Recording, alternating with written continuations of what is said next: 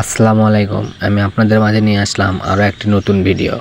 আমাদের গ্রামে রাতে অনেক বৃষ্টি হয় এবং বজ্রপাত হয়। সে কারণে আমাদের গ্রামের ধানি জমিতে অনেক পানি জমে যায় এবং পানি জমানোর সাথে দেখতে পাচ্ছেন যে অনেক লোকজন এখানে কই মাছ ধরা নিয়ে খুব ব্যস্ত হয়ে যায়। আমাদের গ্রামে এটা একটি মজার বিষয় হলো যে কিছুদিন পর পর বৃষ্টি হলে আমাদের গ্রামের উঁচু উঁচু ভিটাতে কই মাছ দেখতে পাওয়া যায়।